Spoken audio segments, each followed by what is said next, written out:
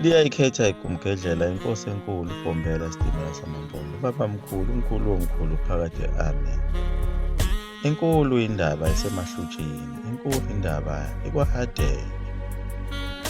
Lesi siphiwo nenhlanhla enkulu kangaka eyavelela le ntombi ekuthiwa ngositheya kaMalindi Hadebe ayiqali ukuba khona njengoba kukhona abaprofethi bakaHadebe njengaye lo owayezinze kwelaseGoli abagcine sebembiza ngomamthi Great ngenxa yokuthi babethatha isithakazelo samthomkhulu base bathi umthi Great.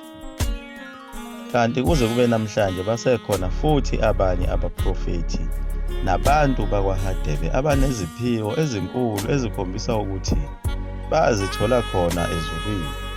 Asazi ukuthi labantu bakamthimkhulu singababiza ngani noma abantu bakwaHadebe singababiza ngokuthi bayini njengoba bephethe lezi ziphiwo zabo zokuba bekwazi nanokubona izinto ezizokwenzeka ngesikhathi esizayo.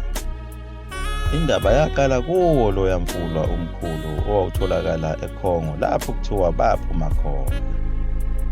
Le ndaba yomfula ekuphuma kuyo abantu noma bengene kuyo iyanda manje njengoba phela kwenzekile kwaZulu ngalesi sikhathi sikaMabhodla wakambuyazi owathatha konke kokungokwakhe bayongena nakho olwandle. Kuthiwa kwavule kulwandle wangena lase liyavaleka. Leyo ndaba yenzeka endaweni yakhona eMbonambi kwaZulu Natal ngaphansi kwedolobha iRichards Bay. Namhlanje kuthiwa ukhona umaka etsheni agcina ukunyathela kuwo eseyongena olwandle engenela ukuthi wayedinwe ukuphathwa kabi yile wasekhetha ukuqoqa wonke umndeni wakhe ukuba ahambe nawo. Laba bantu bakwaHadebe banezindlu zobukhosi eziningi kakhulu ezisukela khona laphaya eNtabamhlophe zobukhosi babo obuze buyoshaya phansi emampondweni buyoshaya ko-Cape Town. Ngela laba bantu bakaHadebe babaluleke kakhulu esizweni sabantu abamnyama. Babelethe uNkulunkulu impela njengoba bafukamela inkosi yakamthethwa uDingiswayo. Lapho khona ababeyifundisa khona ngokuphatha abantu ukuthi uma usuyinkosi uzobaphatha kanjani abantu. Inkosi uDingiswayo yahamba yaze yayofika khona ezweni lase-Cape Town. Kulapho yafike yabona khona abelungu okokuqala beziqeqesha ngezibhamu.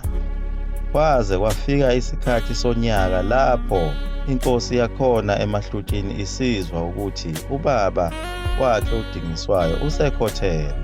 Kulapho yambiza khona uDingiswayo yamtshela ukuba sekuyisikhathi sokuba ahambe ayothatha ukhosi bakubo. Umtshela lezi ndaba njena kunePutukezi elikhona lapha egcekeni lamaHlubi elalidukile lifuna ukuya olwandle echwebeni phela laseMbonambi. Kulapho amaPutukezi ayehweba khona kufike kume umkhumbi ehweba nabantu bakhona baMbonambi. Yilo futhi lelo chweba lapho kwangena khona yena uMabhodla. Inkosi yamaHlubi yabe isiyalela uDingiswayo ukuthi abahambisane naleli Putukezi ngoba indawo yangakubo komtubatuba kwesakamthetho. Uyayazi yonke le ndawo, uzolithatha leli Putukezi ayolikhombisa ebese ehamba eyothatha ubukhosi. Kodwa endleleni lapho uDingiswayo ayihamba khona naleli Putukezi igibele ihashi liphethe nesibhamu. Waye wafikelwa uvalo ukuthi njengoba ehamba naleli Putukezi nje uma ethi uyothatha ubukhosi bakubo abafowabo bazombulala labo kuyibona asebegaqele isihlalo. Esacabanga ukuthi uzokwenza njani wabuye wabuka lesi sibhamu sePutukezi kanye nehashi lePutukezi. Kuyilapho abathi besaphumule khona belele athatha khona isinqumo sokuthi aliqinye leli Putukezi ukuze azuze leli hashi kanye nesibhamu ukuze kuzothi uma efika afike ngesiqi njengenkosi. Nebala emizamo yakhe uDingiswayo yaphumelela. Wahamba ngalo leli hashi esehamba yedwa ephethe lesi sibhamu sePutukezi. Icebo lakhe lamsebenzela ngoba wathi mayefika egijima ngaleli hashi. Phela kwaZulu ihashi leli lalingajwayelekile, lalingaziwa. Bethuka bonke kwathiwa hawu impela lona wayedingisiwe. Usebuyile, ubuye ehamba ngesinye isilwane. Waye wahlwanyela isibhamu emoyeni, kwahlakazeka bonke abantu. Beza phela lokhu kuduma kweZulu okuphethwe nguye uDingiswayo. Besaba kakhulu, vele kwakuyiyo inhloso yakhe uDingiswayo ukuthi abafake izinyongo. Kusayiwo umsebenzi wawo amahlube lokho, ngoba phela uDingiswayo njengoba wayefukamelwe yiwona nje, naye uDingiswayo waphinde wazofukamela iLembe, ngoba phela ubukhosi bakwaZulu bukhandwe yiso isizwe sakaMthethwa esibusisiwe naso esingamalala. Naso lesi sizwe sakaMthethwa sibusiseke kakhulu, sisuka khona lena eGibhithe. Njengoba phela eGibhithe kuthiwa kuseKhemethi, naso lesi sizwe kuthiwa ngamaKhemethi, singamalala ngolimi lwesiNguni. Lesi sizwe samalala uNkulunkulu wayesithande kakhulu, wasibusisa ngenxa yomsebenzi waso esawenzayo wokwakha iJerusalema. Phela iJerusalema lalinezinsika zegolide. Ngaleso sikhathi igolide lalisatholakala obala nje, kwakuselula ukuthi ulithole. Kodwa isizwe samalala lesi sakaMthethwa phela sasilikha emayini eseMozambique, njengoba naso lesi sizwe sakaMthethwa besihlala khona eMozambique. Zisekhona izindlu zakhona kwaMthethwa ezikhona eMozambique. uNkulunkulu wasithandela khona lokho lesi sizwe, njengoba ethande naso isizwe sakwaHadebe nesizwe sakaKhumalo. Isizwe sakaKhumalo sichazile ngaso ukuthi sasibusiseke kakhulu, njengoba kukhona ngisho isisho esithi niziphathise okwezikhali zamantombi, ngenxa yobuhlakani nesiphiwo ababenaso labantu bakwaKhumalo. Njengoba phela kuyisona sizwe esakhulula yena uZulu nezinye izizwe olakeni lukaZwide. Ngokufelwa uMashobane owachitheka igazi lakhe, okwenza ukuthi nathi sigcine sikhululekile kuleli zwe olakeni lukaZwide.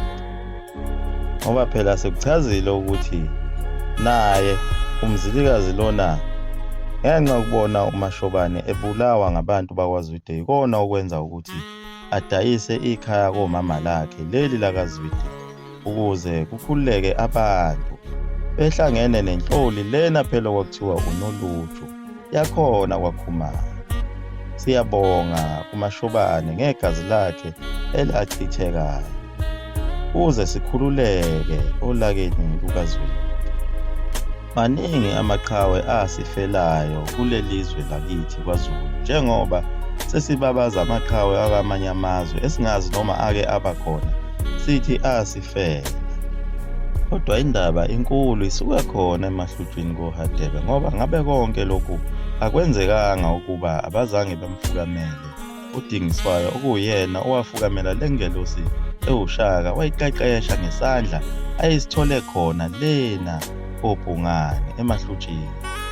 Njengoba namhlanje isizwe sakwaZulu sesisikhulu kangaka nje nakho futhi sona lesi sizwe sakwaHadebe sekuthiwa intombi yakhona ebukhosini bakhona laphaya kulanga libalele ukuqala endlini yakhe, lapho phela obekade kufukanywe ngayo uDingiswayo.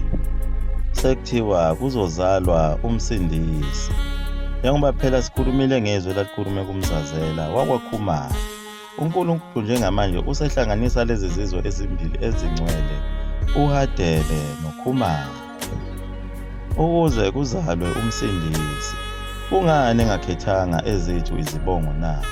Ingenxa ukuthi izibongo zethu zinezono eziningi kakhulu. Obabamkhulu bethu kuningi abakwenza okwaba kubi emehlweni kaNkulunkulu, engeke size sikubale lapha, ngoba abanye bayophatheka kabi abanikazi balezo zibongo.